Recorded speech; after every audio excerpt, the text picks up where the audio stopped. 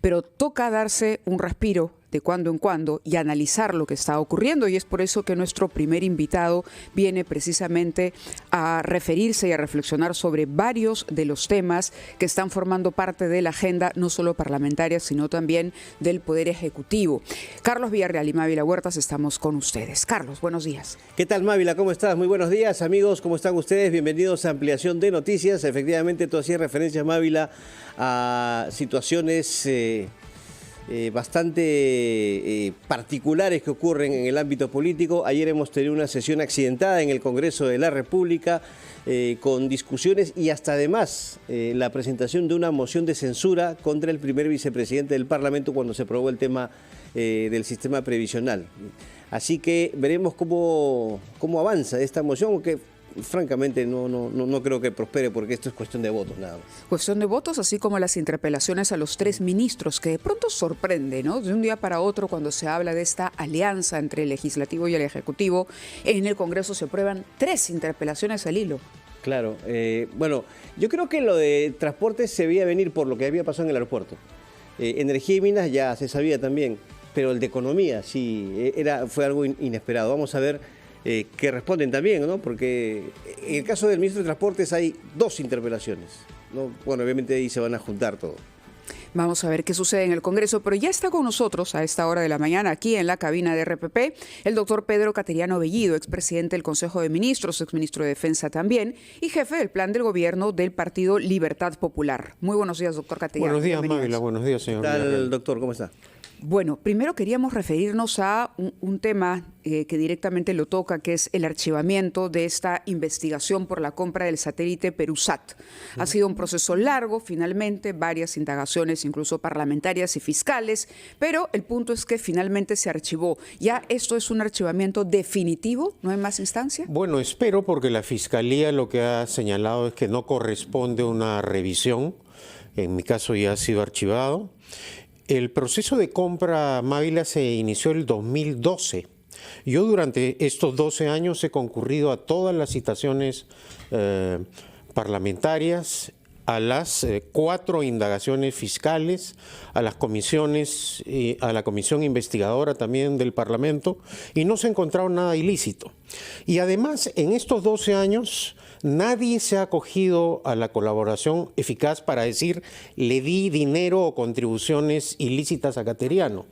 Nadie se ha acogido a la colaboración eficaz y ha dicho aquí está la cuenta bancaria en donde yo sacaba el dinero y le entregaba a Cateriano.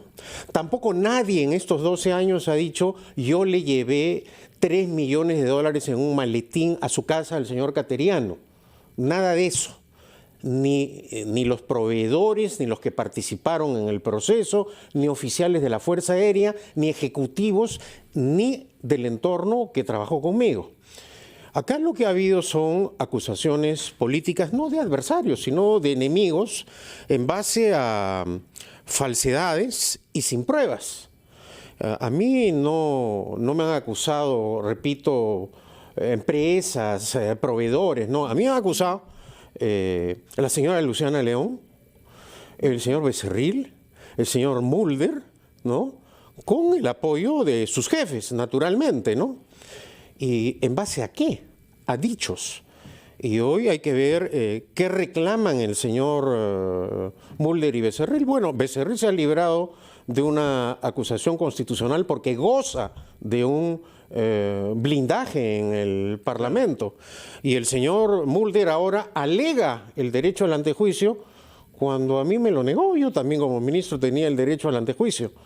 Como no encontraron absolutamente nada en la indagación de otro caso que fue el del audio de Luz Verde, me acusaron de defraudación tributaria.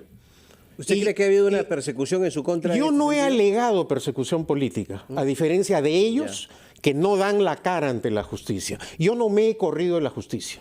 Yo no tengo el poder que tienen ellos, no tengo bancada parlamentaria, no tengo medios de comunicación a mi servicio.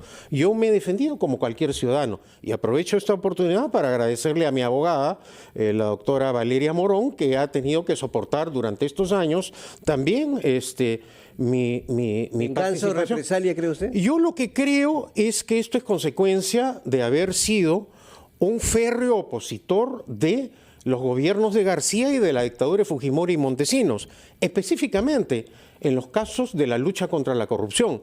Esa ha sido la respuesta. Pero a diferencia de ellos, yo no me he corrido, porque tampoco tengo ni he tenido el poder suficiente para bloquear la acción de la justicia, para amenazar. Y aquí estoy, y seguiré dando la batalla. Y creo que esa es una de las propuestas de Libertad Popular.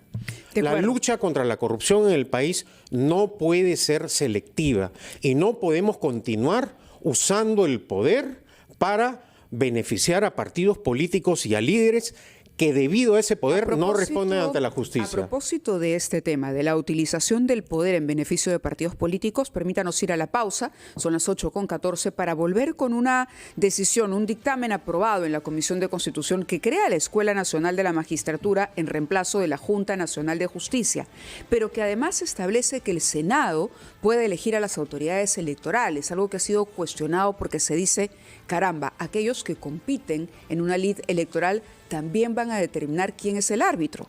Vamos a ir a la pausa a las 8:15 y regresamos con el doctor Pedro Cateriano aquí en la cabina de RPP, la voz de todo el Perú. Son ya las 8:19 de la mañana, regresamos a Ampliación de Noticias, conversamos aquí en la cabina de RPP con el doctor Pedro Cateriano Bellido, expresidente del Consejo de Ministros, y el tema que habíamos dejado planteado, un tema que ha generado polémica por los dos aspectos que engloba, es este dictamen aprobado ya en la Comisión de Constitución, que tiene que pasar al Pleno y que tiene que además recibir dos votaciones mayoritarias en 2 legislaturas porque se trata de una reforma a la Constitución, otra reforma a la Constitución por parte de este Congreso. Un Congreso que realmente no cuenta con legitimidad si ésta se mide en aprobación por parte de la población. Pero en fin, vamos a dejar el tema ahí. El dictamen propone la creación de la Escuela Nacional de la Magistratura y la desaparición, para ponerlo en términos prácticos, de la Junta Nacional de Justicia. En principio, esta parte del dictamen, ¿cómo la analiza, doctor Cateriano? Bueno, yo creo que como el Congreso no logró su objetivo de neutralizar a la Junta Nacional de Justicia porque los miembros de la Junta recurrieron al Poder Judicial y algunos de ellos han obtenido amparo, y de otro lado, por ejemplo, también la fiscal suprema, Zoraida Ábalos, ha logrado retornar al Ministerio Público. Acá, pues, mediante la fuerza bruta de los votos, ya lo que quieren es, como no han podido hacer el control político de la Junta, simplemente tumbarse la institución. Y bueno, acá Pero tumbarse a la Junta no es solamente sacar al señor Aldo Vázquez, no es hacerle daño a la señora Zoraida Ábalos, no, la repercusión es mayor, porque se trata de la entidad que finalmente va luego a designar jueces y fiscales. Y además es afectar gravemente la institucionalidad democrática del país. Si algo viene afectando en este momento y agravando la reputación internacional del país, es esta situación de violación permanente al orden constitucional y de amenaza al sistema democrático del Parlamento, ante un silencio, y hay que decirlo claramente, cómplice de la Presidenta de la República. La Presidenta Boluarte está obligada, de acuerdo a la Constitución, a defender la Constitución. Y frente a estos atropellos exabruptos del Congreso, por razones políticas de sobrevivencia, la presidenta guarda, reitero, un silencio cómplice. Bueno, y eso creo que es sumamente grave, ¿no? El ministro de Justicia, el señor Arana, que es la voz del Poder Ejecutivo en esta materia, ha dicho que él ve positivo que se proponga crear una carrera judicial. Bueno, naturalmente en este tipo de situaciones, aquellos que no respetan el orden constitucional pueden plantear lo que quieran. Si tenemos en el fujimorismo, si se tiene congresistas y parlamentarios fujimoristas que sostienen que Fujimori no cometió delitos sino errores, y ese es el criterio jurídico que predomina en ese partido político, bueno, esta clase de apreciaciones en medio de esta confrontación política no me llaman la atención. ¿Usted Ahora, considera... No, sigue, Carlos, por favor. ¿Usted considera, don Pedro Cateriano, que también hay un intento de las bancadas de controlar los organismos electorales? Porque inicialmente, bueno, han dispuesto esto con relación a OMPE y RENIEC. Y ojo, no olvidemos que la presidenta ha sido funcionaria de RENIEC también. En segundo lugar, han habido críticas constantes al presidente del Jurado Nacional de Elecciones por lo que ha pasado en las últimas elecciones, según ellos, con fraude. Hasta ahora todavía mantienen esa tesis. Hay un intento aquí de tener autoridades electorales a la medida, ¿no?, de parte de no solamente de Fuerza Popular, sino de otras bancadas, porque esto es lo que apoyan varias bancadas. Exactamente, y además es claro que desde que se conocieron los resultados electorales, el fujimorismo y la derecha que acompañó a esta agrupación no querían reconocer la victoria de Pedro Castillo, esa es la pura verdad. Y han tenido la oportunidad y todo el poder. Crearon una comisión investigadora y no pudieron probar el fraude que ellos decían que existió.